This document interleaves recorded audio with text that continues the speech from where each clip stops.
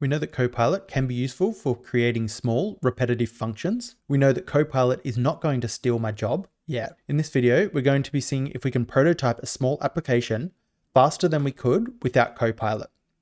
Our goal for the application is to create a small REST API with a MongoDB connection and to create a UI with a simple form. Make sure you stick around until the end because what it does to help us build the client is truly impressive. So in the spirit of a speedrun, let's get started. I'm going to make a new directory for the server. I'm going to use npx create next app to create our client.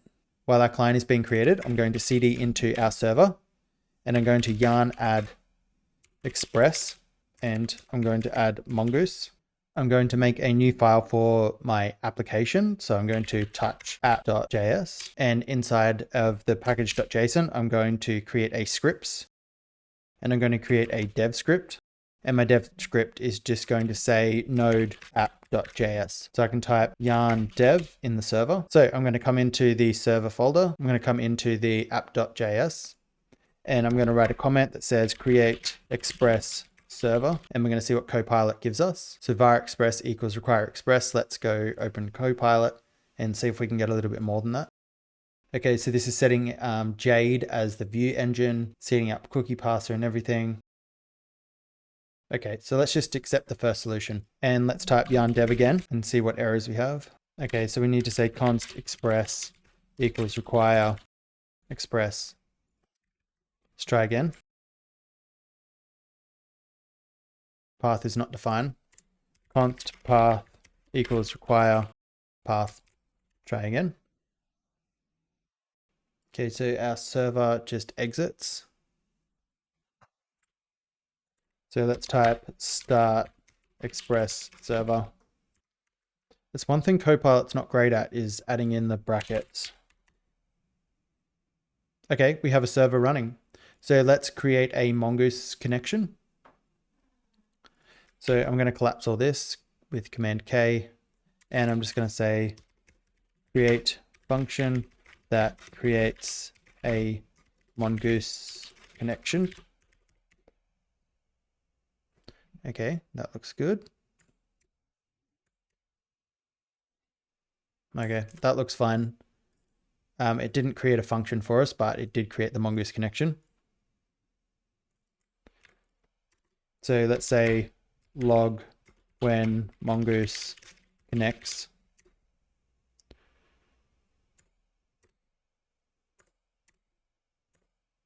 All right, let's try that.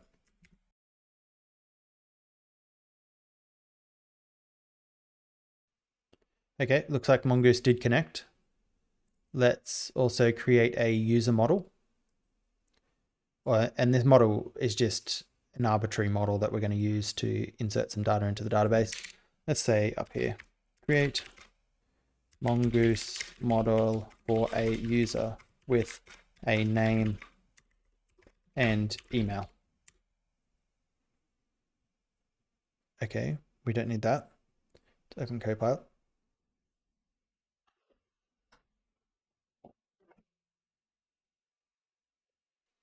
Okay, it looks like Copilot is very confused here.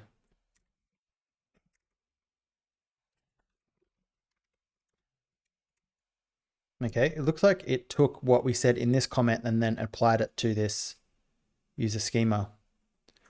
So then let's create an endpoint for adding a user to the database. A new user. When a user is created, okay, why? I'm not sure why I would want that. Var router equals express.router, okay. Okay, Copilot has done none of what we asked for.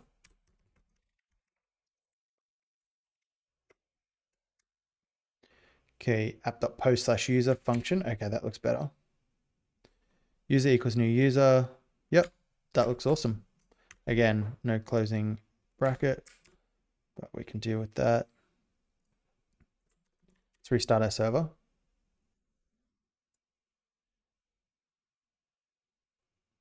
Can it read property schema of undefined new mongoose.schema? Yeah, so we just need to move our mongoose import up to the top here. Okay, this looks fine. Let's test this with Postman really quickly. Okay, so I have Postman open and I'm going to make a post request to localhost port 3000/users.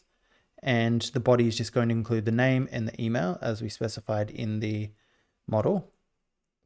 And then I'm going to send, and it looks like we have an error here. And this error is telling us that Jade doesn't exist. So I'm looking for Jade. And I'm just going to remove this views engine since we're not going to use it. Let's try restart the server. We'll try send this request again. And we get another error.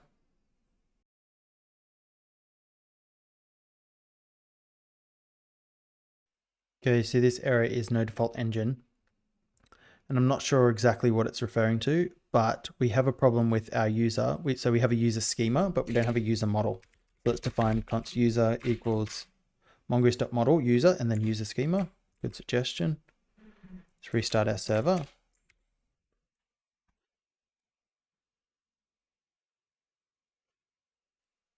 Okay, so it looks like this error is coming from res.render.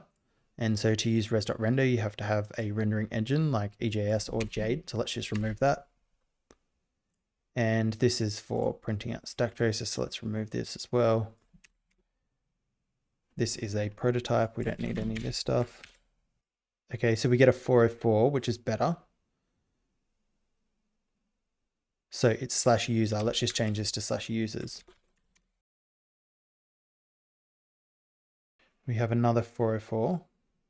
So it looks like this is our problem here. We're sending 404s before we get to any of our routes. So let's just remove this. Restart our server. And let's try hit our index. Awesome, we get hello world. Let's try create a user. And we get a 200, okay. So we'll check our database and we have our user here. So we have Jane and jane@example.com. So let's go build out the front end and see if we can do it a little bit quicker than the API. So I'm going to cd into the client and I'm going to say yarn add Axios.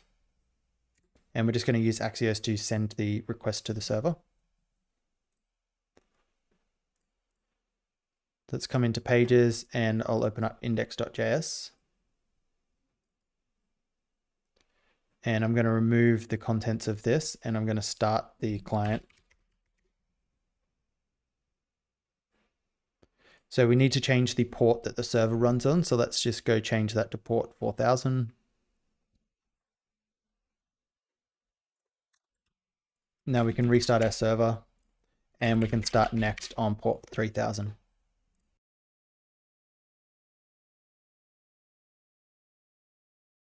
So I'm going to go big here and I'm going to say,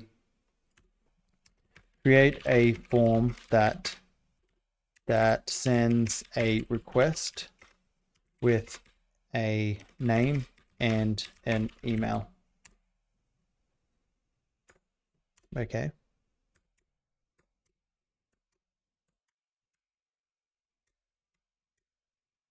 Okay, so it's given us this form here. I guess we just need to render it, but instead we can just return it. And let's import Axios.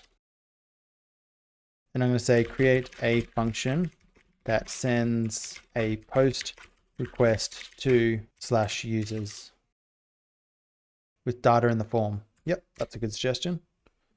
Const send post request. Okay, so where's it get this form data from? So let's create state. So we'll say create state for email. Okay, so that's going to try use state. So let's say create use state functions for email and name. Awesome. So now let's say on change update name. And then we'll say on change update email. So far, this is looking quite good. On submit should call send post request with data in the form. Okay, so let's go try out this form. But before we do, we need to just add our endpoint here. Otherwise it's going to send it to localhost port 3000. And this is going to be port 4000. Let's go over to a browser and we'll test this out. So use state is not defined. That's fair enough. Yeah, but we don't want use effect. So I'm trying to get Copilot to do as much as possible here so I can see what it's good at and what it's not good at. So let's put in our name, Jane, and this is going to be test@example.com. And I'll just make this Jane2. And let's inspect our network requests. Click send, and it should send a network request. Okay, so we're sending this to localhost and port 400, where this should be port 4000. So let's go change that.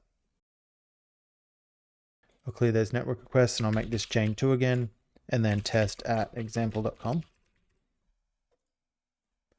can send that, and you can see that the payload was sent correctly. And so let's check the database to make sure that that entry is in there. And you can see we have Jane Doe here. So that is a REST API and client speedrun with GitHub Copilot. Please make sure you like the video and subscribe. See you next time.